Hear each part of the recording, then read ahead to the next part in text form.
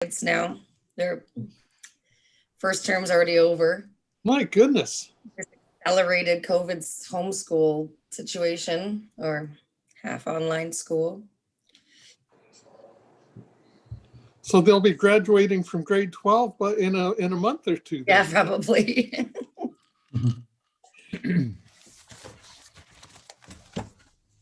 Okay, we're on YouTube now. Oh, and Daniel and Bonnie. Bonnie's here. Hi, Bonnie. There she There's is. Daniel. Hello. Hi.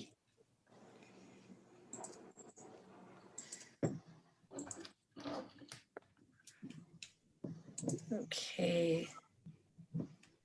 So I think Councillor Nicholson, has anyone heard from Councillor Nicholson? I'll just check emails and see if she's sent anything lately.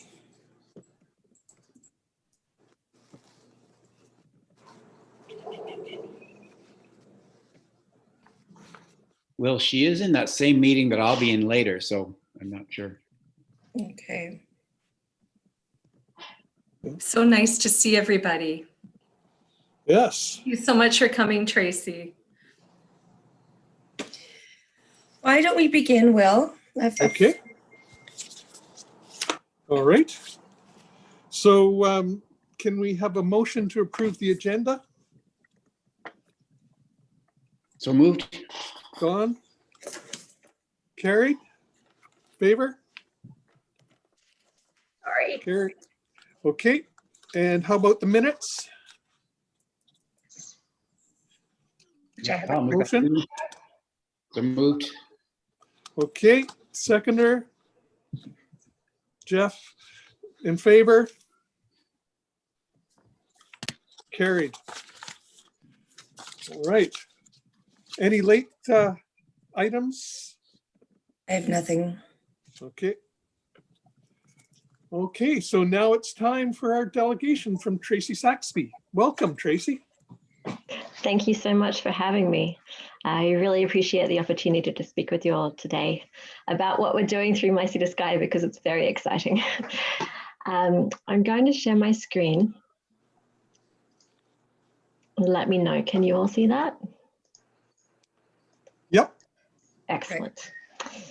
Okay, so I'm going to speak to you today about a project that we're working on called the Zero Carbon Challenge. It's specifically related to municipal carbon accounting and accountability.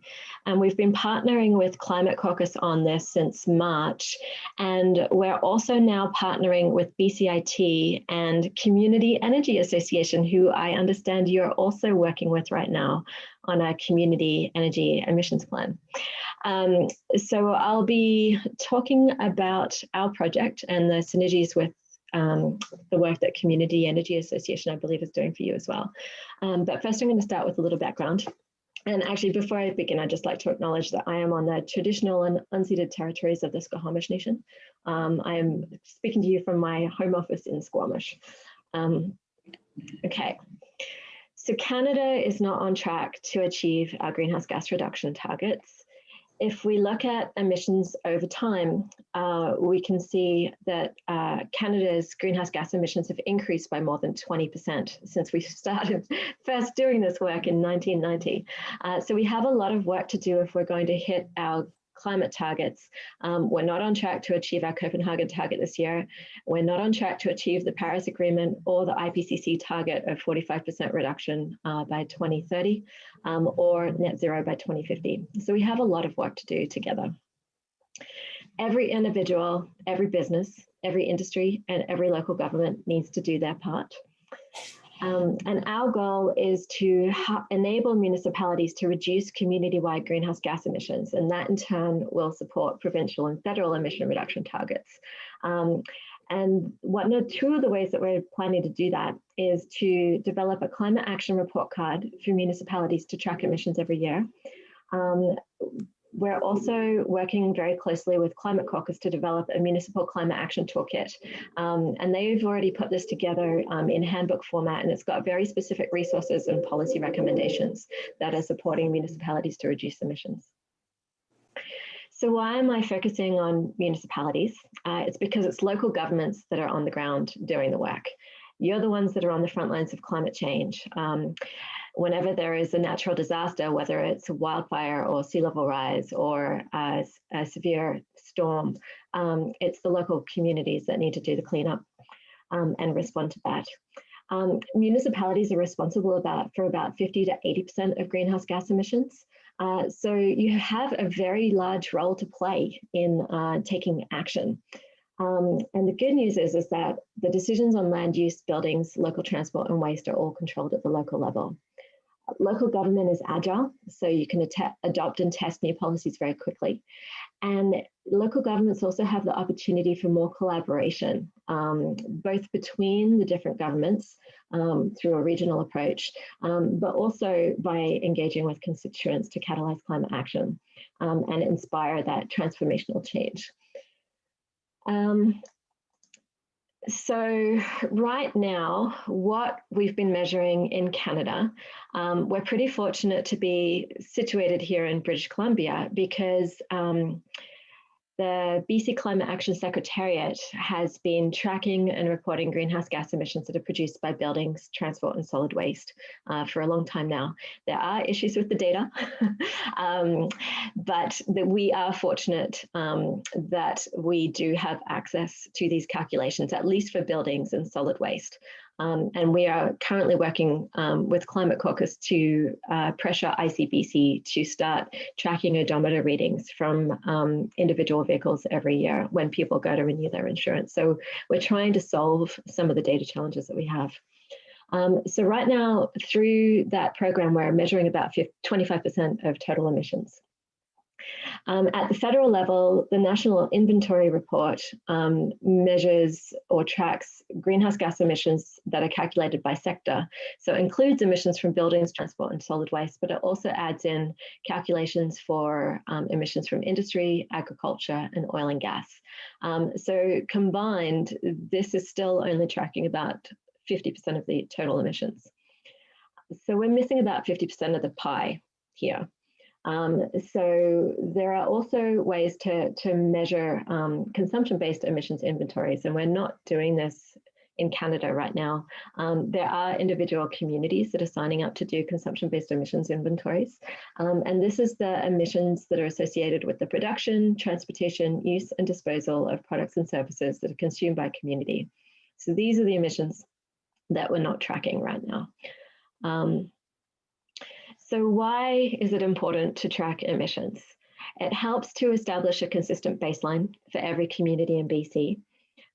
It allows communities to identify where are their emissions coming from so that you can better target policies and public education campaigns. And this in turn supports evidence-based climate action planning. So by tracking annual emissions every year, it allows municipalities to identify what's working, what isn't working, how do we need to adjust or evaluate and adjust these policies so that they're better targeted? Can we experiment with new policies and share success with neighboring communities? It helps to improve accountability and transparency. And it also, if emissions are reported every year, it inspires that community engagement and behavior change, and ultimately will enable municipalities to achieve their climate action targets. So this is a mock-up of the tool that I am proposing to develop with BCIT and Community Energy Association. We're actually applying right now for funding that is due tomorrow. So if I get a little scattered today, it's because I was up till 2 a.m. last night. So on the left, this is based on actual data for Squamish in 2018, Whistler in 2019, and West Vancouver in 2010. Earlier this year, I was writing an article for the Ocean Watch report that's been just released called The Path to to zero carbon municipalities. And this is where the idea for this entire campaign came from, because I quickly realized when I started looking for data to see, well, where are we at? What are the emissions in house sound communities? I quickly realized that a lot of the local governments weren't tracking community-wide emissions. So this is a gap that we're trying to fill.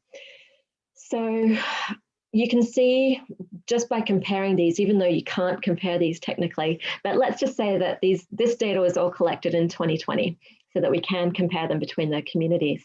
You can see that there's clear trends in where our emissions are coming from, with emissions coming from transportation and then the buildings and solid waste. So that allows us to really effectively target. It's like, okay, if most of our emissions are coming from vehicles, then what do we need to do to incentivize people to switch from gas-powered cars to electric vehicles, or from vehicles to public transit, or more active forms of transportation? So it allows the communities to identify where emissions are coming from and then very effectively target the source of those emissions. So the idea with this is that this would be how you would be able to compare emissions from different communities, and that also provides learning opportunities. With one caveat, when I first looked at this number for Whistler and realized that, oh, they must be doing a really good job on their garbage. They've only got 2% emissions from solid waste. And then I realized that that's because they're actually shipping all of their garbage to somewhere in Washington. So they don't have any emissions from their garbage within the boundaries of Whistler. So there are some things to be aware of. So the idea with this is that we would click on Squamish, for example, and then we would be able to see how are we doing over time. So if we're tracking emissions every year, what's working? Are we on track? So here, again, this is totally fake numbers because I've projected into the future. But say Squamish has a really amazing campaign to get people out of gas-powered cars and into electric cars or public transit or active transportation. So we're seeing success with that campaign. Or maybe there's policies that they've passed to incentivize people. So we're on track and we're reducing emissions. We've got an amazing zero waste campaign, and we're also seeing success with that. But we're not seeing any changes in emissions from residential buildings, and actually the emissions from commercial and industrial buildings is going up. So that allows the district to evaluate and assess, okay, well, maybe we need to focus some of our efforts on reducing emissions from buildings. What does that look like? What policies are going to be most effective? And then they can target either public education campaigns or policies to ensure that we keep on track to achieving our IPCC targets of 45% reduction by 2030 and net zero by 2050. So with this, we're partnering with EcoCity Footprint, and we are planning to use their tool to calculate a consumption-based emissions inventory for the community. So this would include emissions from food, buildings, consumables, and waste transportation. So this is a very exciting opportunity to leverage that. So as I mentioned, our goal is to provide support and build capacity for the local governments to do this, because from my conversations with a lot of municipal staff, but also elected leaders across Canada, there really is a challenge, particularly due to COVID, for lack of staff capacity and lack of budgets to be able to do this. So this is why we're now working in partnership with Climate Caucus, BCIT, and Community Energy Association to develop and test this tool. And we're building on the EcoCity Footprint tool that has been developed by BCIT. So we're going to take the outputs that they, like the output data, and then plug that into our tool so that we've got a very public-friendly version of the tool to track emissions. And then we have a whole communications plan that's associated with that as well. So we will be engaging with our mailing list in Bowen Island and Squamish, and like we've got about 10,000 people on our mailing list around House Sound. So we're going to be engaging with our mailing list in each of these communities, and then also doing presentations to community groups and like trying to get earned media, get on the radio, all those kind of things. So in 2021, we're applying right now to test this tool essentially in house sound communities. In 2022, there's interest in expanding it up across BC, and in 2023, we're going to try to expand it across Canada. So I'd like to talk with you today to see if Bowen Island is willing to commit to measure greenhouse gas emissions in your region every year. I understand that you are calculating a community energy and emissions inventory, or CEEI, with Community Energy Association, and this is a perfect fit because we can just take that and then plug that data into our tool. So you're already doing that. Are you interested in going the next step as well and calculating a consumption-based emissions inventory? And we will be applying for funding to support you to do that. And there's also an opportunity to calculate the ecological footprint using the BCIT tool. So the benefits for Bowen Island, it fits with the CEEI that you're already doing with Community Energy Association. We are planning to apply for additional funding for future CEEIs for at least 2 more years. Our goal with this project is that it's going to be around, I have a 10-year plan for this. I'm planning to track emissions every year and have a really big launch every year so that we are galvanizing the community and engaging the community and sharing where we're at and whether we're successful or not. So we're planning to do that for the next 10 years. So we're just going to start and see how it goes.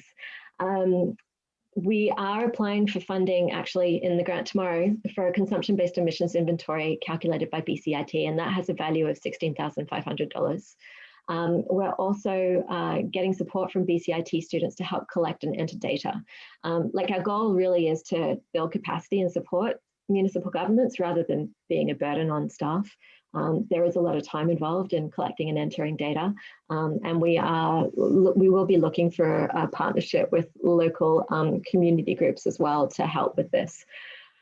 And this in turn will support evidence-based climate action and support to achieve Bowen Island's climate targets. And what we need from Bowen Island right now is a commitment to participate as a pilot community, pending funding. If we don't get the funding, we can't do this. But that's our plan. So if we can have staff support to identify what the budget and capacity needs are to participate in this, and a letter of support for any funding applications that we're applying for. We are applying for funding tomorrow. I recognize it's not going to be possible to get a letter of support for that, given that this still has to go through the process with Bowen. But tell me if that's otherwise or if that is a possibility. But we will also be applying for several other grants over the next few months. And then once funding is confirmed, we estimate there's approximately 100 hours of in-kind staff time. And if this is problematic, then we can also apply for funding to cover this. That's part of what we're trying to achieve here. So the estimated staff time commitment, there's some initial training, and then just providing support to the BCIT students to access the data, or to providing support to BCIT to access the data, and then they'll manage the students to enter and calculate all of that. And that may be much, much lower. That's based on a conversation that I had with Rafe Shea from Sunshine Coast Regional District and what he thought it might take. But BCIT actually thinks it will be much less time than that, because they're the ones that are going to be supervising the students and entering and collecting the data. Other way around, collecting and entering the data. We're also estimating time to test and provide feedback on the tool. We want to make sure that this is really useful for local governments, both for the staff, but also as an engagement tool for the general public. So we're looking for feedback. So that cost would be about 8 hours per staff member. So depending on how many staff members you decide would like to, provide feedback on the tools, we'll be developing this in several iterations. So there'll be like, an hour here to provide feedback on the first draft, and then the second draft, and then so on. We're also planning a very large communications and then community engagement strategy when we launch the tool. So we're sort of estimating right now 24 hours, and this is on the very high end of things. I just want to make sure that I'm not, saying, oh, it's going to take 2 hours, and then it's just like, well, actually, it's a lot more than that. So I'm being conservative in my estimates to make sure that I'm allocating enough time.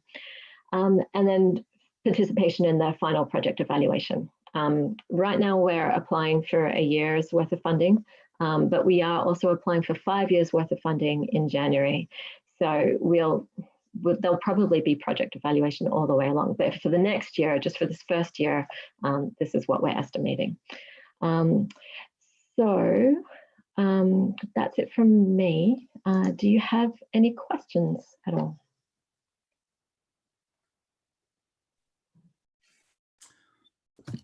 I have lots of questions, but I'd rather other people spoke first because I'm a councillor, and it'd be better to hear from other members of the committee first, I think. Yeah, I've got one. It's Jeff Matheson here. Thanks, Tracey. That's a great presentation and really interesting and exciting. I do like this notion of this kind of regional house sound approach. My perception is that sometimes that Bowen can get a little bit lost in the sea of Metro Vancouver and certainly with the province. And I like the idea of having that house sound community approach. As part of your funding and what the program will look like, who will have ownership of the program? I don't mean intellectual property wise or anything like that, but will there be paid staff as part of a future organization that will help to manage the program and keep it going for 5 or 10 years? What will the organization of the program look like, if I'm saying that in the right way? Oh, microphone. This is an interesting question because, and something that we're discussing internally at My City Sky as well, because our focus is house sound. And this campaign and initiative is already outgrowing house sound. So for this first year, it's going to be managed by My City Sky, and we will be engaging with the communities around house sound through My City Sky. But as we expand the tool across BC and across Canada, if that ends up being a possibility, we are talking about the Zero Carbon Challenge becoming its own entity, having its own staff, its own organization, its own, the whole shebang, and separating from My City Sky. It is also possible that My City Sky will continue managing this, but that is something that we are working to resolve. Right now, with this first year of funding, there will be 2 staff working on this project. So myself, to manage the project and do a lot of the community engagement, and then I'm hiring a communications coordinator to actually develop the strategy for media engagement plan, the strategy for communications, and what that looks like, so that we can really amplify this in all the communities around house sound. Yeah.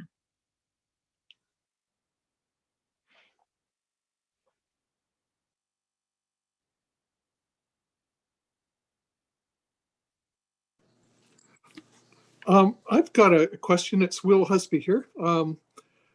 I think it's mostly to staff that are attending. That's Bonny and Carla and Steph. The things I'm seeing is requests for commitment of staff time, and I just would like to hear from them how doable are those requests for current staffing. I will also say that this is an exciting project, and I think it's something that would be great to do. I just hope that we have the capacity to participate with staffing level and time. And just to dovetail on that, you had outlined about 120 hours. Is that over the course of the next few weeks, or is that over the course of the next few years? That would help us with the time allotment. Yeah, so that would be over the course of until, well, for this first year, it'd be until March 2022. Yeah, and that estimate is on the high side. So it may be a lot less time. I just saw a flash note from Don Schaefer. I have a problem with my iPad. I can't seem to get it to show me the communications that go on by typing. So Don, could you just say what you typed? Yeah, it was just a quick question regarding, I guess the question is anybody else, or are there other organizations gathering and reporting this information? So we have created the partnerships with the organizations that are. So there's a clear gap for this tool. It isn't being reported publicly. And I've been talking very closely with BC Climate Action Secretariat, and they are so excited to see their data being used in a visual way and presented in a visual way. Community Energy Association has just released their community climate action planner, but it's got a different focus, and it's not set up to engage the public in the same way. Like this is very much targeted, and maybe I should have shared a little bit of my background and expertise. So my background, I am a marine scientist, and I've been working as a visual science communication consultant since 2003. And I work with universities, government, organizations, and industry all around the world. So this is what I do. We have been working with the University of Maryland for a very long time on an eco report card. And I can actually show you, I might actually bring that up. Give me 2 seconds just so that I can share my screen again. Yeah, so what we've found is that by engaging the public and synthesizing the information that does already exist, it really allows us to drive action and drive community engagement. So this is the tool that we've developed with the University of Maryland. This is a report card for Chesapeake Bay, and they've been collecting data for a very, very long time. And it's very interactive. So this is the kind of the report card piece of it. And as you can see, there's all these indicators. So if you imagine that this is like transportation, this is waste, this is buildings, this is food, this is how it works. And it's all interactive. So you can click on one of the indicators and it shows you how the health of Chesapeake Bay has been improving over time. And this is in large part due to the community groups that have been driving these improvements in aquatic grasses. You can click on the map to see what the various trends are. So everything is clickable on and off. You can change the year and how things change from year to year as well. So this is sort of my background and professional expertise that I bring to this. And then I'm also, as well as my marine scientist hat, I'm wearing my activist hat and trying to figure out how can we get people to engage and take action and do that more effectively. Thank you. So I'm going to go back to the question to staff about what can be done and what's capacity and that kind of thing, and is there ways that our committee can be helpful with staff? Yeah, so I can only, take direction from council as far as expending staff time towards an initiative. And however, what our presentation has shown today, that it does align very nicely with our upcoming updated CEEP. I would love to see, the talk of a consumption-based emissions inventory. I feel, and I don't know, I just feel a little, and I met with Tracey before this, I've seen the presentation before, is that, sometimes we have to take things sort of incrementally. I know with climate change, there's an urgency and climate action, but I feel like we're just getting a handle with our staffing capacity on our regular inventory. So our CEEI inventory. And, I'd really like to see that graphically represented on a yearly basis. I love the idea of the CBEI. I just don't know if we have the staff capacity to do that right now. I'd love to have it as piece of the pie and grade out and start the conversation. It's just like we're starting the conversation about eco assets, about that sort of thing. because I want to take advantage of this momentum and the great work that you're doing, Tracey.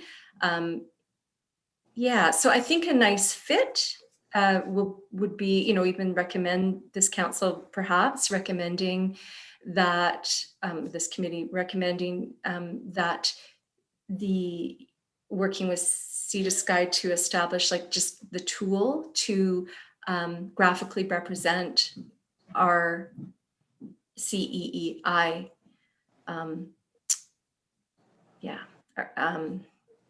something to that effect, moving into maybe in the CEEP update, moving into after year 3 or something like that, into exploring more of a CBI as well. But I think we have to start first and really get a handle. That's how I feel as staff with what we're doing year to year, just as far as the CEEI is concerned.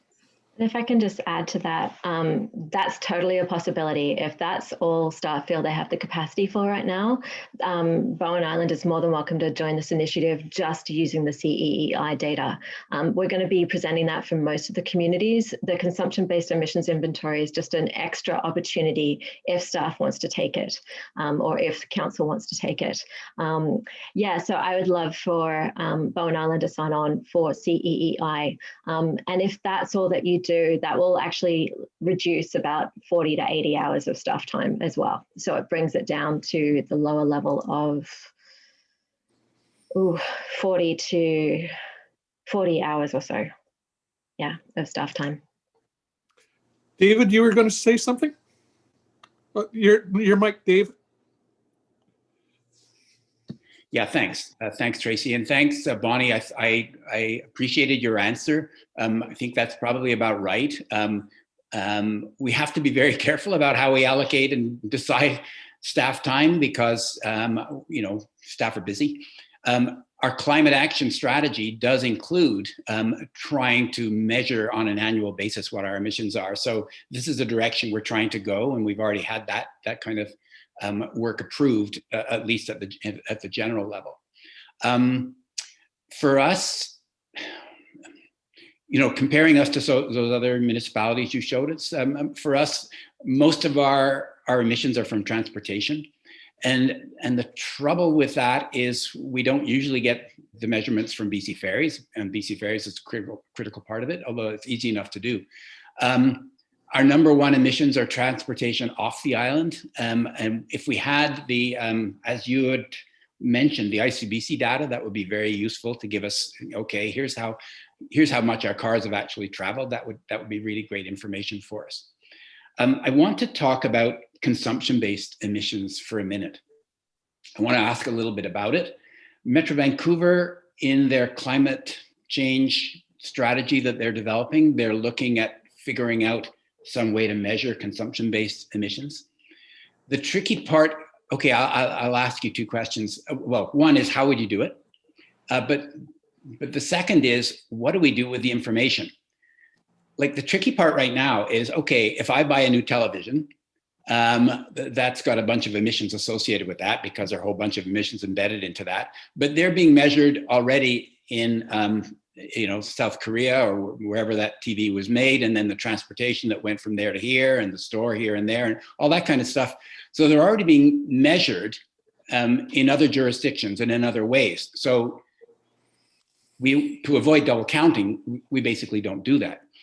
But the tricky thing is then what do you do with it? Okay, so are we going to then tell people on Bowen Island, if we got some clever way of measuring how much they bought, how much they traveled and stuff like that, are we just going to tell everybody, okay, stop buying stuff?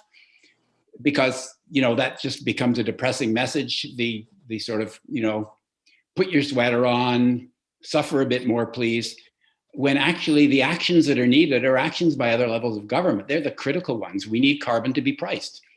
We need all sorts of really important regulatory tools. And I don't like dumping it all on people, like getting back to the 1-ton challenge, as if our individual actions can solve this, because they can't. So that's a bit of a rant from my part, but how would you do the consumption based, and what would you do with the info? Yeah, so I'm full disclosure, I'm not an expert in greenhouse gas emission inventories. That's why I'm partnering with Community Energy Association and BCIT. They are the experts. I'm taking all of their calculations and then just making them visual, making them easy for the public to understand. So the technical question about how they do that, I can't really answer, but I'd be happy to connect you to BCIT so that they can explain how they use, like there's standard protocols to calculate consumption-based emissions, and they're following those protocols. And they've developed that tool to make it easy for communities to calculate those emissions. With regards to the messaging, consumption is an interesting one. So another little bit of background. In 2007, I kickstarted the plastic bag reduction campaign across Canada because I proposed that Roslyn should be the first community in Canada to go plastic bag free. I got all of the support from the businesses. I went to council. I sent an email out to my friends. 100 people showed up to the council chambers that I didn't even know. It was covered in the local news, and the next day it was on CBC radio. This campaign went across the country, and I quit my job and I volunteered full-time for 2.5 years to support communities and businesses and volunteers to reduce plastic bag use. So we're finally seeing the federal government catch up 13 years later. We're finally seeing the legislation that we need to actually ban plastic bags and single-use plastics in our communities. We don't have time for that with climate action. So I think that there's a real opportunity through this tool to identify exactly what you mentioned, David, to say, right now, the local governments don't have the jurisdiction that they need to be able to affect these changes. We're reliant on the provincial and federal governments to catch up, and they're not leading on this. So by sharing this information and reporting it to the public, and then partnering with us, for example, as an advocacy organization, we can play that role. But Bowen Island also has a role to play in that advocacy and with engaging with the provincial and federal governments, and like highlighting that these are the challenges that we have. And there is an opportunity to do that through Climate Caucus. And if you, as so I'm not sure who's a councillor or elected official here right now versus who's not, but if there are elected officials on the call, I do strongly recommend that you join Climate Caucus, because they are coordinating those kind of advocacy activities to really pressure the provincial and federal governments for support on climate action. Because I agree, right now, a lot of this action is being downloaded to local governments, and that's not fair. We need the support from the provincial and federal governments. And it's not just individuals that should be left trying to do everything, but individuals do also need to change their behaviors. And so it's important to let individuals know what they can do personally. And I believe that there is a way to reduce our emissions without the suffering. We have the technology to do this, but there are changes that will need to be made. Good, thanks. Good answers. And yeah, like to me, Keely, I see you. Yeah, and Kaylee's got a good point that she's raised, and she should speak it in the chat. But to me, individual action is important, but the most important individual action that we can all take is advocacy, because it's the burden isn't just on us. The burden is on senior levels of government to do the regulatory changes that are needed. And so my real worry often with individual action is, okay, we're all doing this now, the problem's solved, when it's not. It's really, we're just starting. With one caveat that local governments do produce 50 to 80% of emissions. I disagree with that. Yes, it's true. It's true that 50% of emissions, 50 to 80% of emissions happen within local governments, but local governments don't have the jurisdiction to address the 50 to 80%. Local government's biggest tool is land use planning to reduce the need for transportation. The rest is, like transit is provincial. I could go on and on, Mm-hmm. We do actually have another tool that we are developing as well, specifically to target individuals.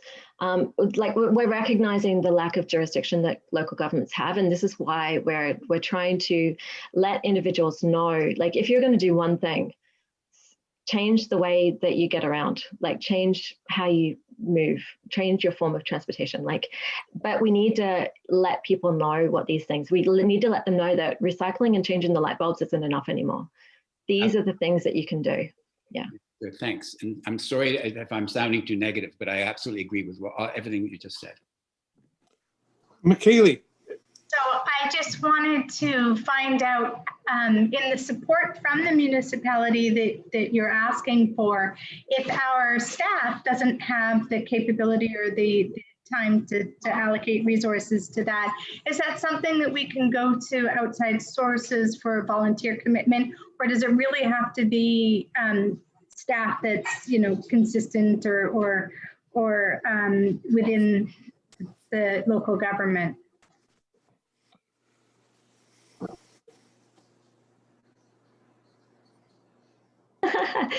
Sorry, I'm like, are you looking for an answer from me or from Bonny? I think in theory, it's great to say that volunteers could help. In practicality, sometimes for something like this, because where it's requiring data and maybe data sharing and information, it may be more staff work. Sometimes I'm not negating, volunteers are fantastic, so don't get me wrong there, but sometimes it can create more work.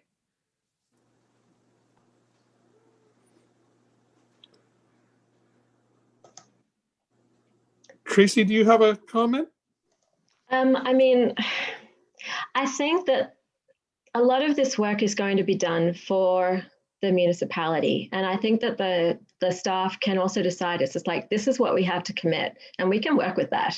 Like if you only want to do the bare bones on the communications, we can pick up the slack with that. I mean, that's what I'm trained in. That's what I'm really good in. And we'll just continue to engage with the citizens on Bowen anyway. I'm going to be very honest, whether or not Bowen Island signs on, we're going to be doing this work anyway. But it would be fantastic for Bowen Island to be part of this, because I think it's really important to work together and collaborate on these kinds of projects. So I am a municipal councillor, Tracey, so I would definitely like Bowen to sign on. I agree that we should be working together, and it would be great, as Jeff said, to be, you know, working with folks up the sound as well. But it will need to go to any staff commitments would have to be looked at carefully, and that would have to go through council, as Bonny says. So sending the proposal with a clear indication of what the staff involvement would be really an important part of it. That's all. Okay, thanks. And actually, I think that the numbers that I've estimated might be very different for Bowen. Like I'm basing it on conversations with Rafe Shea. So we might be able to, like, particularly if we're only going to focus on the CEEI, we can figure out what that looks like. And maybe it's like 8 hours for communications when we do the launch. Like really cut it back if that is a concern. And I recognize the concern. We definitely don't want this to be a burden on staff. We want this to be an opportunity to help leverage the initiatives that you already have underway and to reach a much broader audience than you can reach on your own. Yeah. Will, can we give Councillor Nicholson a chance to comment? Yes, I've been looking for her. I can't see her on my matrix, so I was hoping she was here. I am here, and my apologies, Tracey, for joining the meeting late. I have been having some technical difficulties with my computer. So I wonder if you would just sort of tolerate me with a couple of really basic questions. I came into this conversation when we were talking about the potential requirements for staff time. So I have a bit of a handle on that. What I gather is that the project is primarily about visually representing carbon consumption. Is that sort of a bottom line description that makes sense?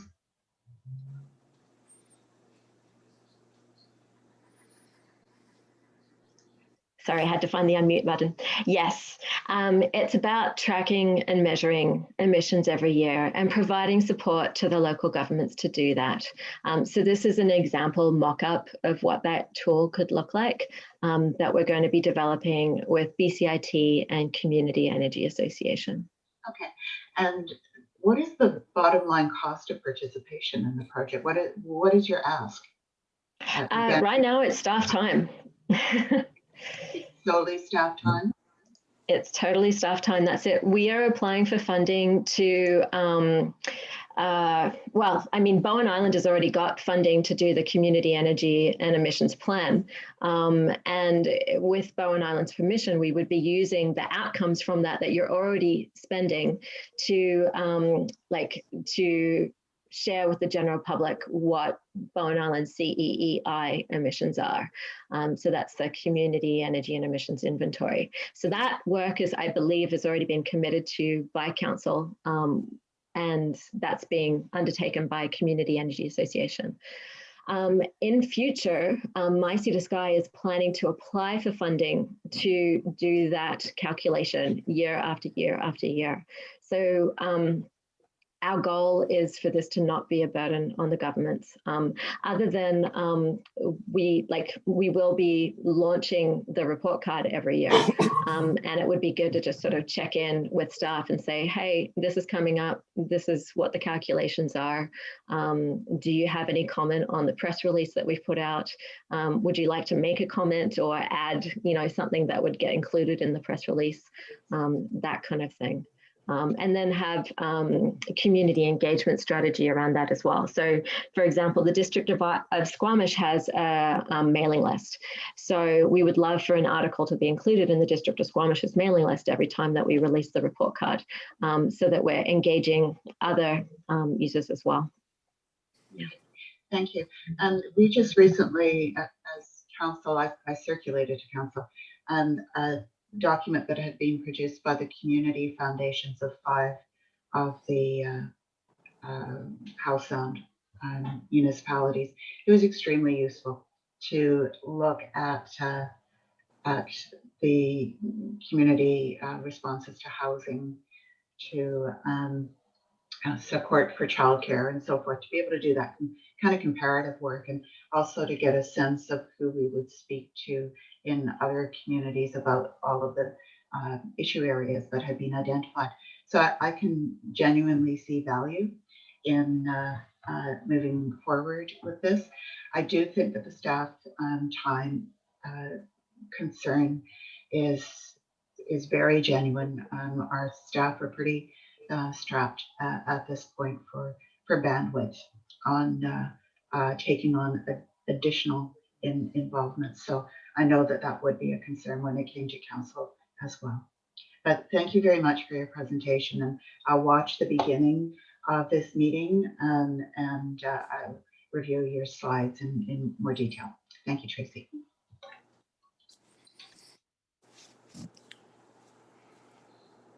Any more questions for Tracey? Don, I always like your questions. Anything more from you?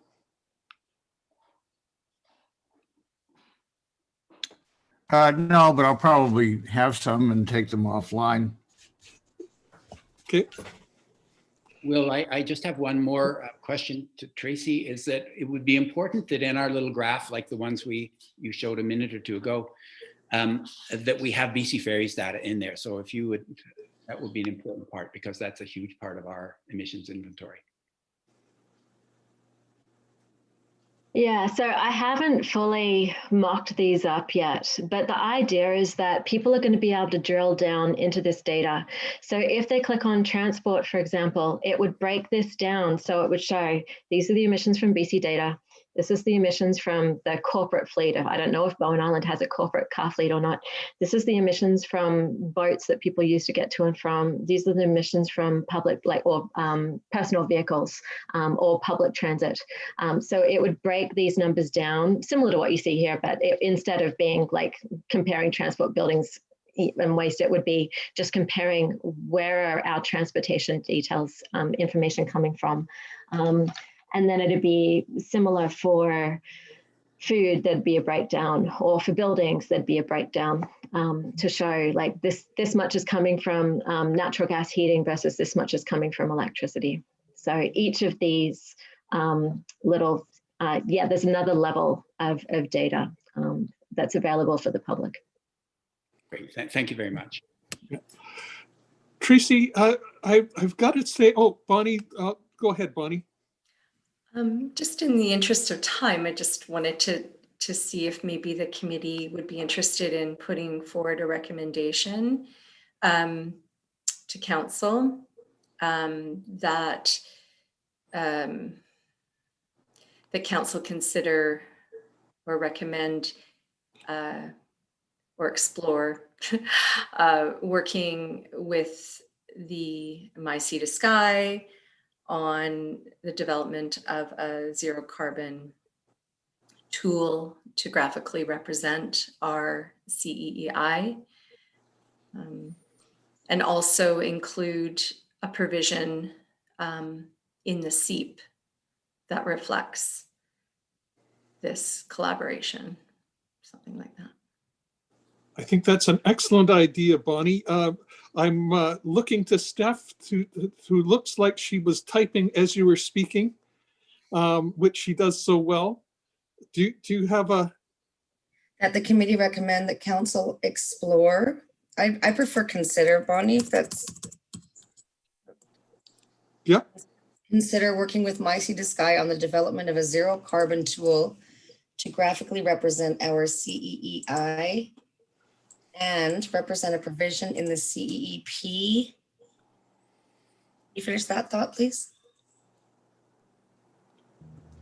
Oh, Bonnie, you're include this. I don't know if we need to put this in there. Maybe councillors or others could comment on this, but maybe include a provision for the collaboration with My Sea to Sky in the CEEP update or something. I don't know if that's necessary or not, but I'm just putting that part of a recommendation out there to the committee. Could you throw that into the chat, Steph?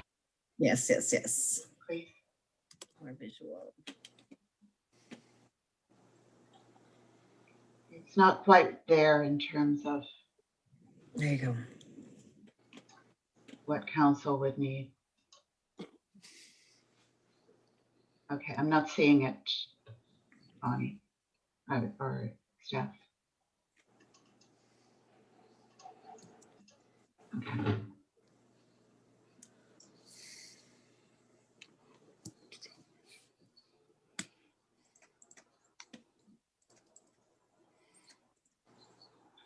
I think it's got to be that council directs staff Okay. to work with My Sea to Sky. And I think you need to spell out what those acronyms mean. I can do that offline. Yeah. Yep.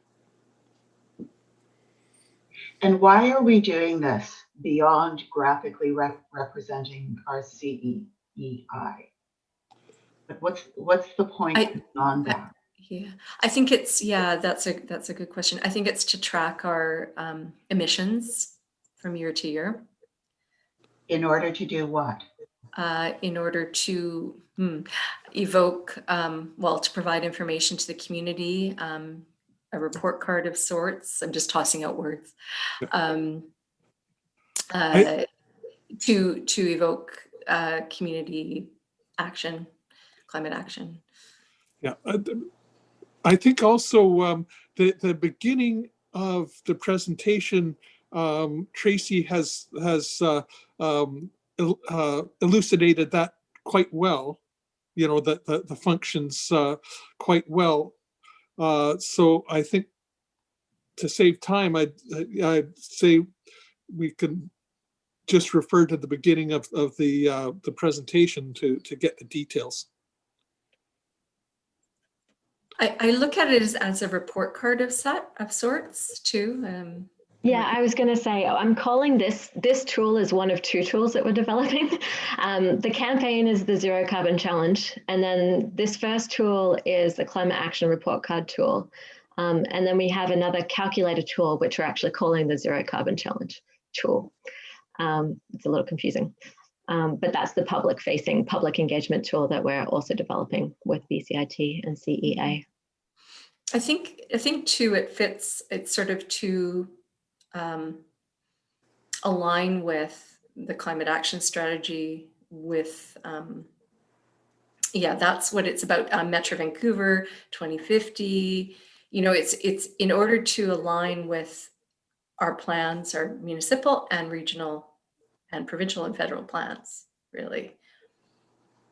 Okay, so what if you revised the recommendation to read, consider working with My Sea to Sky on the development, a graphic report card on our CEI, and include and end it with something like to advance our progress on climate action, period. Yeah. It's Yeah. just, there's got to be something in there that goes beyond we're presenting pictures. Yes. Yeah, I think that the annual report of progress is part of this towards zero carbon. So I've got Towards reaching our target.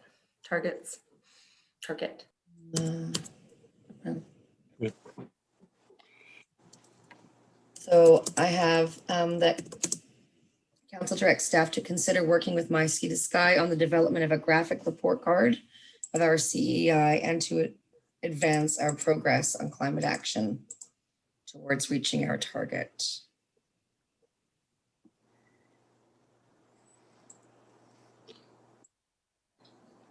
Read what you Do you wrote need up. to elaborate what the target is? Can you put that in the chat? That's a question.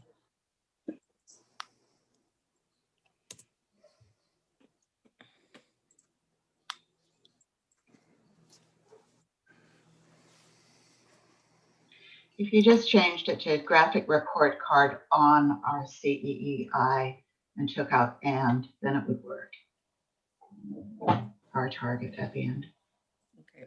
I think. On our CEI to advance our progress. Yeah. Dave, are you okay with that? Yeah, I mean, I would simplify it to say a graphic report card on our climate. What's the name of our climate action strategy? Is that actually those are correct words, or climate action? Yeah, climate action strategy. I mean, that's the high level what we're trying to do here. It's giving us a report card. And in our climate action strategy, part of it is that we monitor our results and present that to the public. So Go with Dave. Yeah. I would recommend. So just working with my staff to consider working with My Sea to Sky on the development of a graphic report card on our climate action strategy. That's it. well, on the progress towards, you know, on our an annual progress towards meeting the target, or Okay. Yeah. Something like that. Progress towards.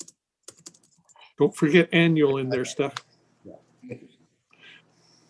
Consider working with My Sea to Sky on the development of a graphic report card on our climate action strategy on the annual progress towards reaching our target. Yeah, sounds good.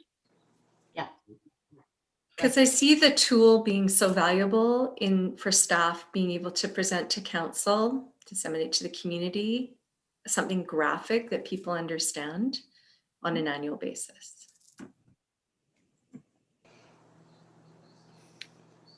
Okay, I'll put that in the chat if anybody wants to feel more confident what they're voting on. Do we have a motion?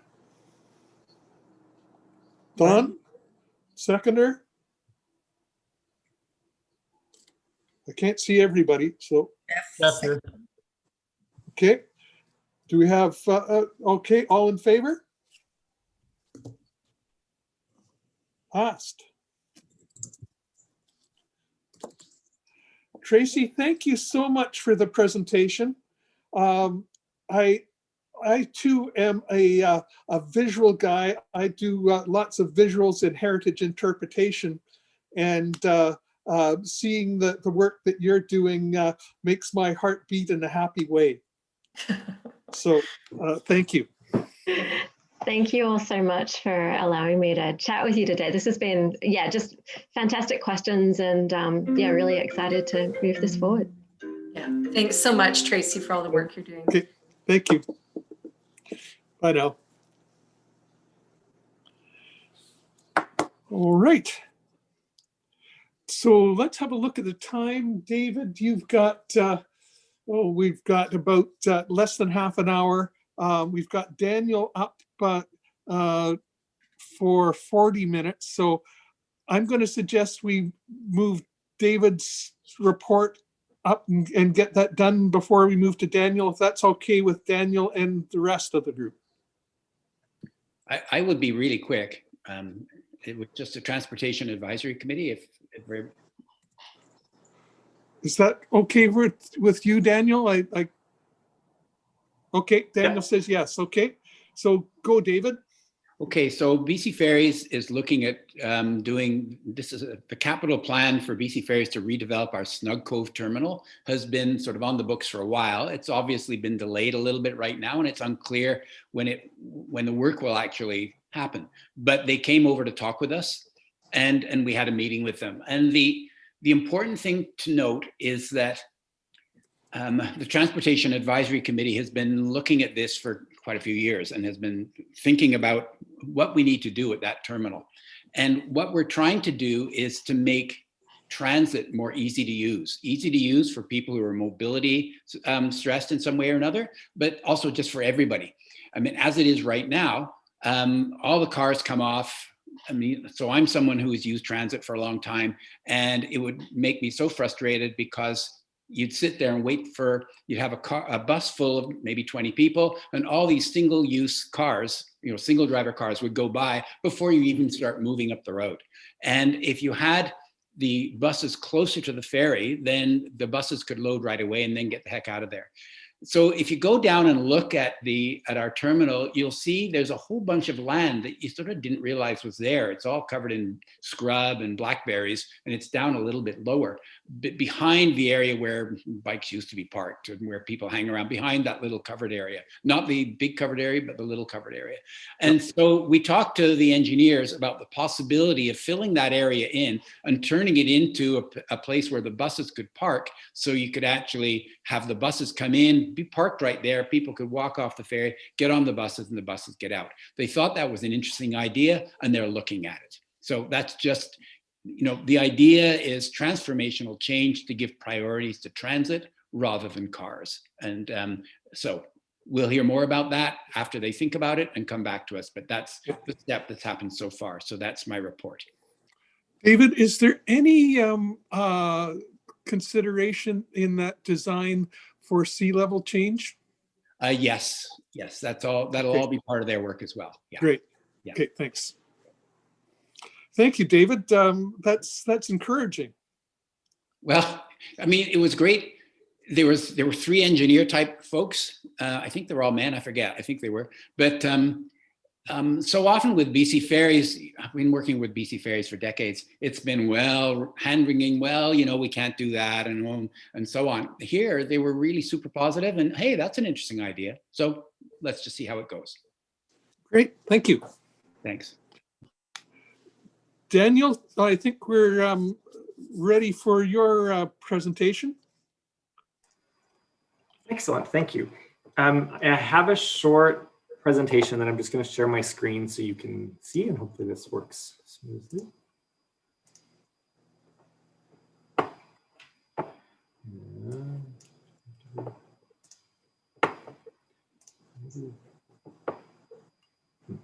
There it is. You can see that? Okay. Yep. So I'm here today to talk to you about revisions to our green building policy. So by way of background, we have a green building policy. It's on our website. It was approved by council in March of 2007. And I've included just the language that it's quite small on the side, but in essence, it's a policy that applies to any rezoning application for new residential development.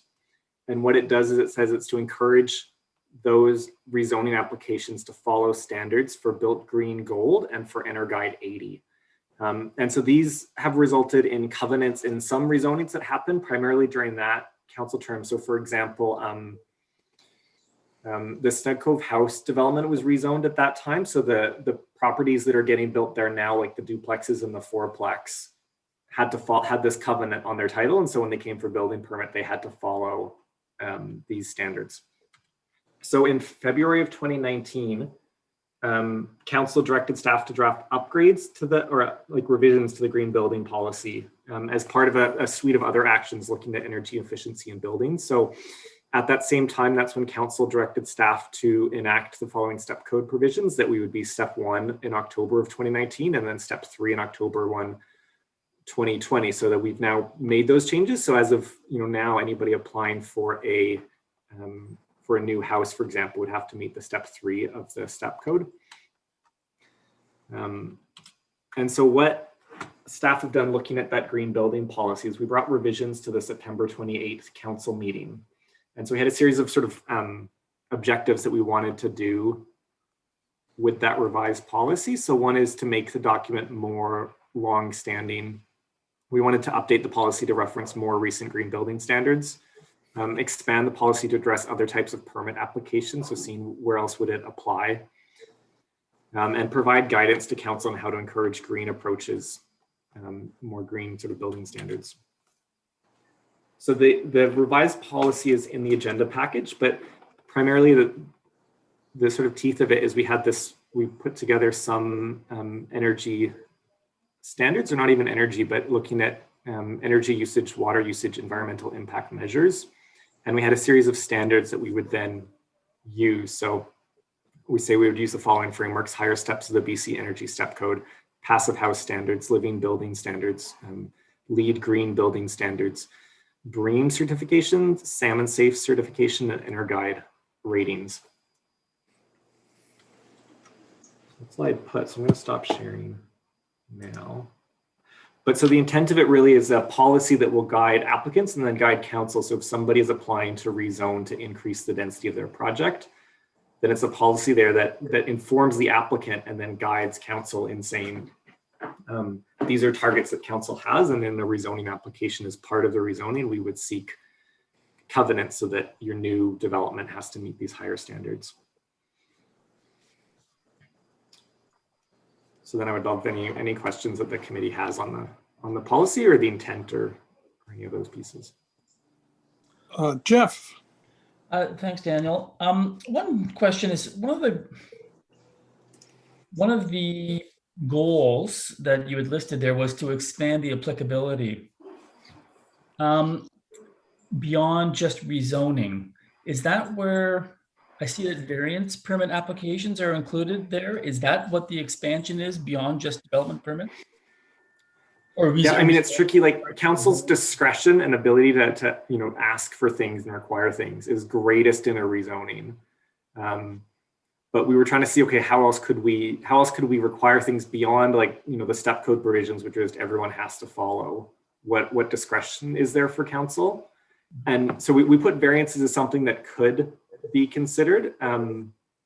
Sort of putting conditions on variances, it sort of has to relate to the variance itself, but council could consider that. So if they said, well, you can build, somebody's asking, maybe they want to build more building than they're allowed to, and council is, well, we're worried about now you're going to be using more energy to heat your building.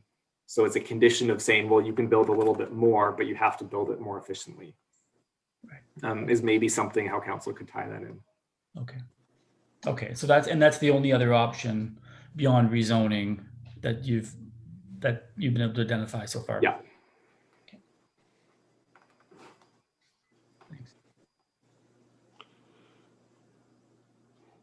Any more questions from committee members? Maureen. When this was presented at council, to be honest, I didn't fully understand what was being presented. I didn't know what was under the terms LEED and so forth. And when I looked at it, I was looking to see if things like water conservation were somehow being addressed through the policy. And through some discussion at council, I realized that concerns that I had that I didn't see reflected in the policy actually were reflected in the policy. And it was because I didn't understand what all those standards were. So I would encourage any of you, if you've got a sense of, if we're building this kind of home, if we're building a home on Bowen, it should be taking into account things like water conservation and so on. Are any of you sort of looking at this and thinking this doesn't go far enough, or it should be dealing with this, if that makes sense?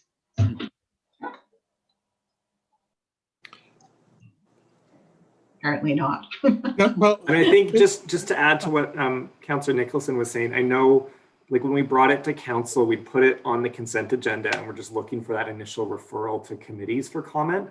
And then I think I got much more questions from council on the policy than I was sort of prepared for at the meeting. And I think going from that, our takeaway was we need a much, sort of more fulsome report to bring back to council when we come back.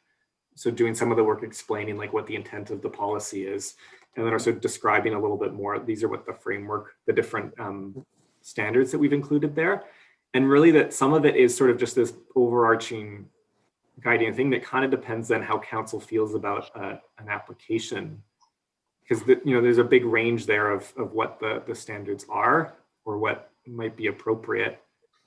And so to a certain extent that would come up then in each application would say that these are the standards you should be hitting.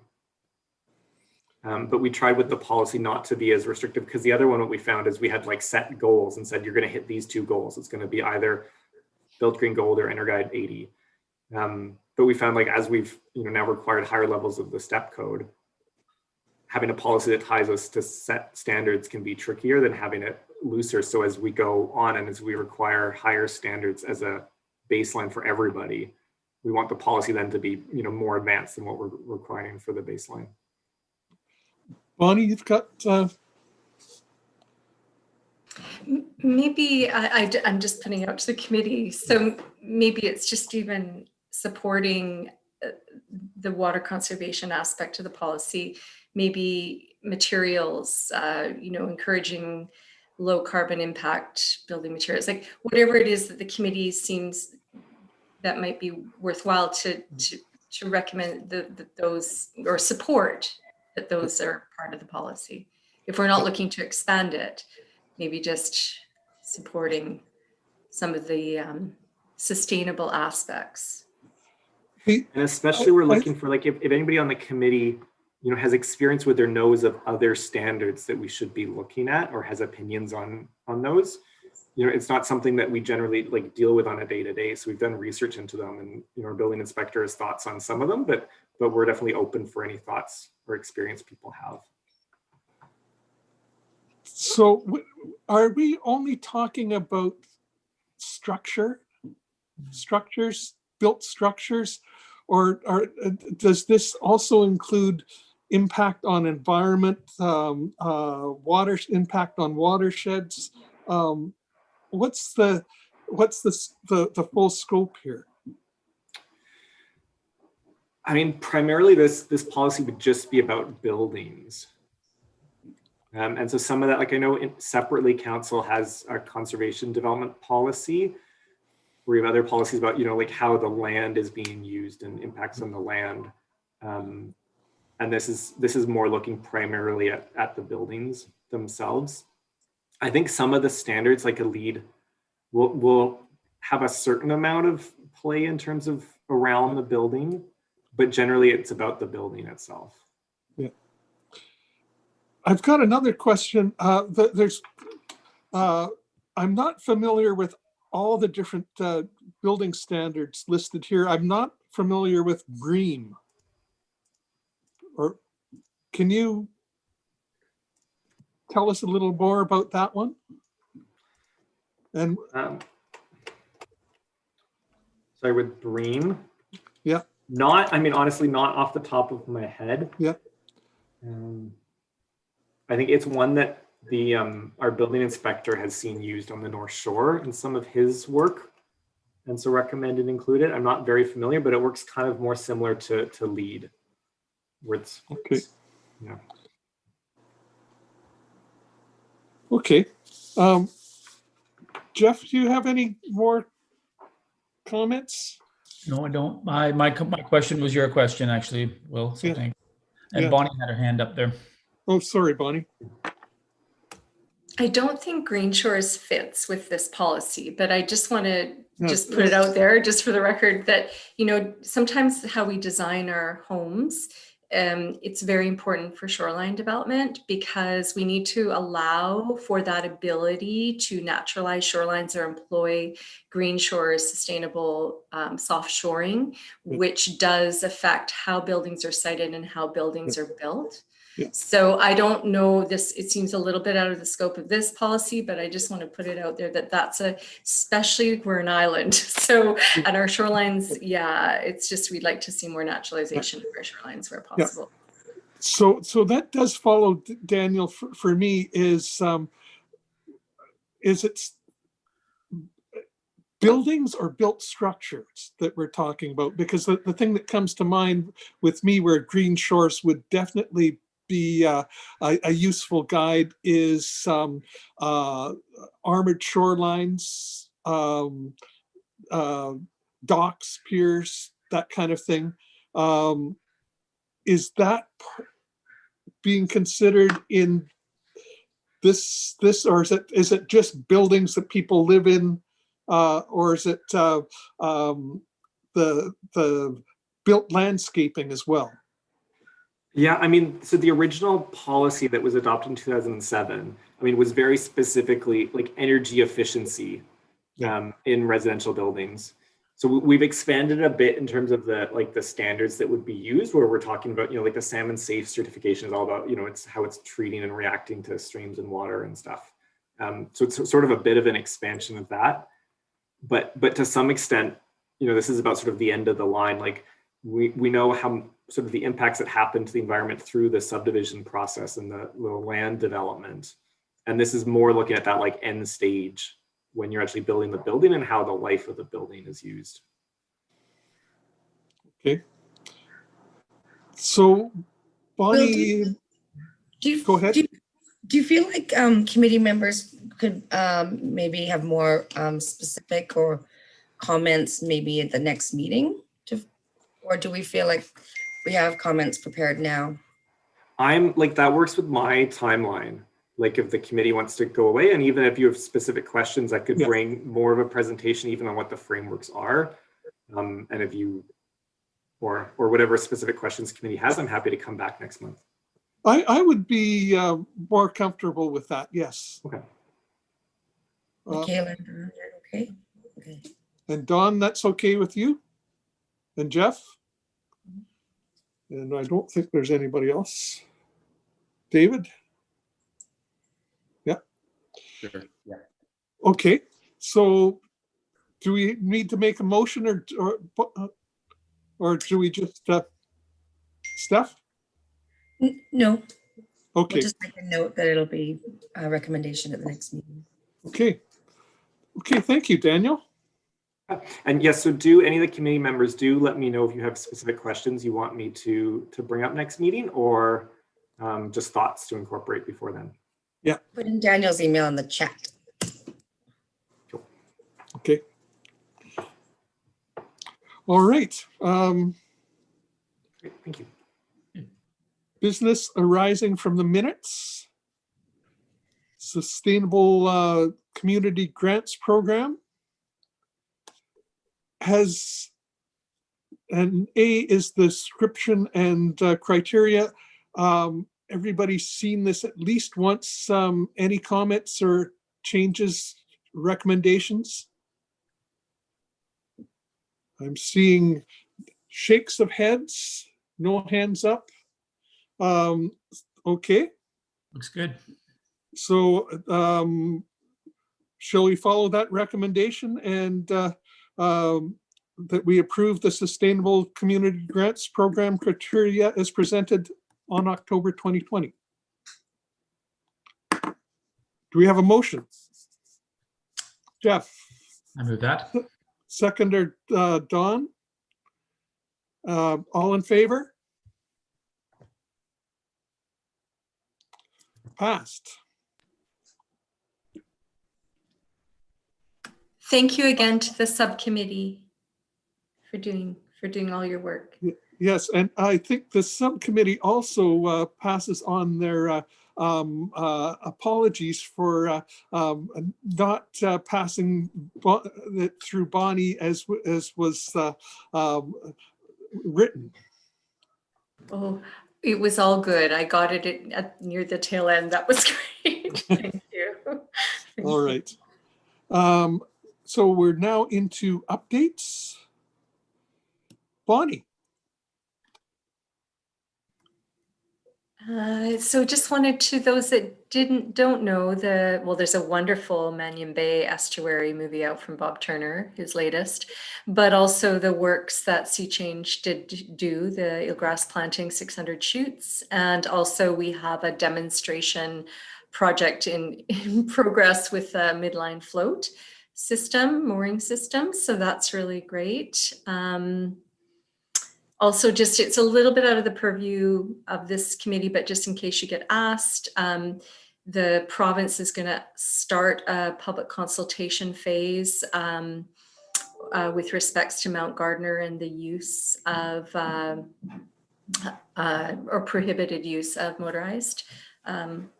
Yeah, so that will be starting soon, as per Tom Blackbird's latest email to me that he was going to start that process.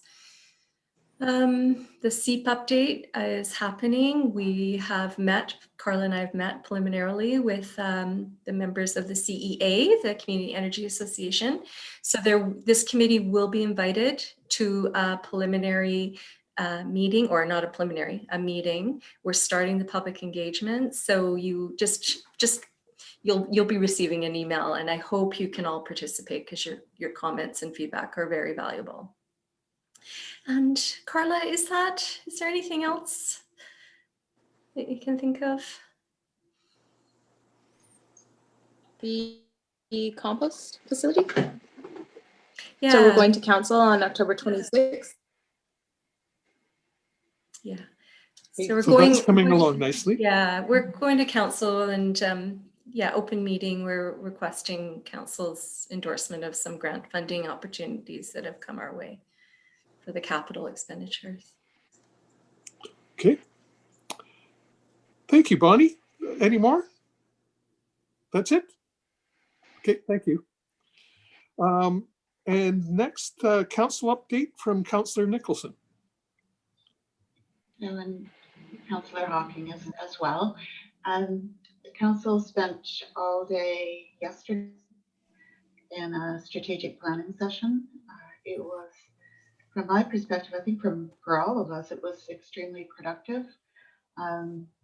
Confirming some priorities, adding a couple of new ones, managing to successfully tick a few things as, well, this one's done and underway. Not sure if there's that much more to announce that you wouldn't have seen in a council highlights. I suppose the major recent information release is that work on the new fire hall will be progressing shortly. And David, you've already done your transportation update. Thank you.